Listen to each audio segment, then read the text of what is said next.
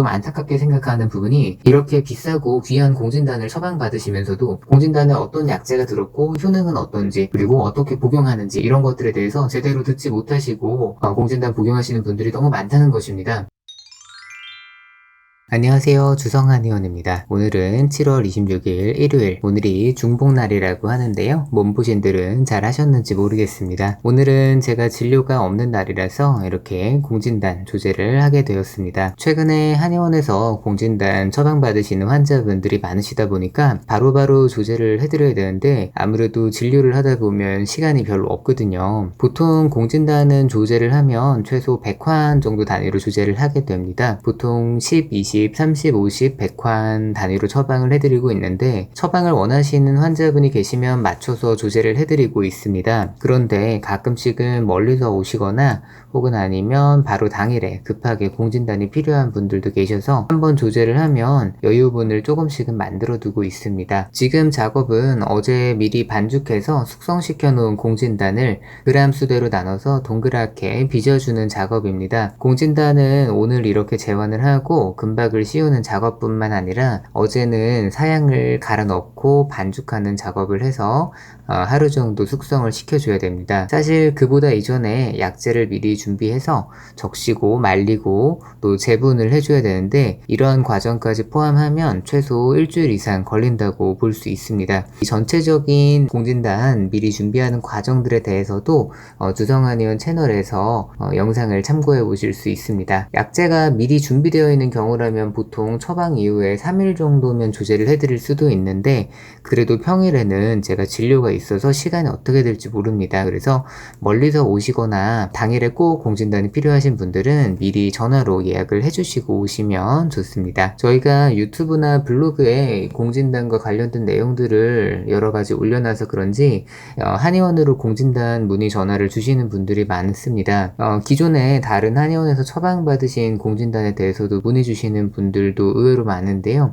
사실 이런 전화를 받아보면 좀 안타깝게 생각하는 부분이 이렇게 비싸고 귀한 공진단을 처방받으시면서도 공진단에 어떤 약재가 들었고 효능은 어떤지 그리고 어떻게 복용하는지 이런 것들에 대해서 제대로 듣지 못하시고 공진단 복용하시는 분들이 너무 많다는 것입니다. 그래서 오늘은 막간을 이용해서 공진단의 효능과 복용 방법에 대해서 잠깐 설명드려 보도록 하겠습니다. 공진단의 효능은 크게 녹용과 사양 이 두 가지를 설명드리면 되는데요. 녹용은 한방에서 가장 유명한 보약 중에 하나라고 할 수 있죠. 사슴의 뿔인데요. 사슴의 뿔이 계속 자라나는 성장하는 기운을 약재로 사용하는 것이죠. 그래서 아이들 성장 보약에도 반드시 들어가는 약재가 바로 이 녹용입니다. 실제로 녹용은 우리 몸에 들어가면 정열과 양기를 보충을 해주게 되는데요. 특히 피를 많이 흘리게 되는 출산이라든가 수술 하시고 나서 기력이 떨어진 환자분들에게 참 좋은 보약이 녹용입니다. 그리고 또 사양은 사실 이 공진단이 비싼 이유가 바로 사양 때문인데요. 사양은 우리 몸에서 막혀있는 기운들을 뚫어주는 효능이 가장 뛰어난 약재 중에 하나라고 알려져 있습니다. 보통 이 사양 공진단이 너무 비싸서 부담스러워 하시는 경우에는 목향 공진단으로 처방을 드리기도 하죠. 이 목향 같은 경우도 보시면 향이라는 글자가 있는데 이렇게 사양이나 목향 같은 약재들은 이 향이 있어서 막힌 것을 뚫어주는 작용이 있습니다. 그래서 특히 스트레스가 심하고 성격이 예민하고 우라병이 있는 이런 환자분들에게 목향이나 사양 이런 약재들이 아주 좋습니다. 그래서 이 녹용도 들어가 있고 사양도 들어가 있는 공진단은 우리가 기혈을 강력하게 보충을 해주면서 동시에 또 기운이 뭉치거나 우라병이 있거나 스트레스를 많이 받으시는 이런 환자분들에게 처방했을 때 가장 효과가 좀 좋은 편입니다. 그래서 최근에는 고3 수험생 환자분들에게도 자주 처방을 드리는 경우가 있는데 공진단을 복용했을 때는 다른 보약들에 비해서 순간적으로 약간 뿅 하는 그러니까 너무 피곤할 때 복용을 하시면 눈이 반짝하는 느낌이 드시는 게 가장 좋은 반응입니다. 물론 꾸준히 복용을 하시는 것이 보약으로서는 약효가 더 좋지만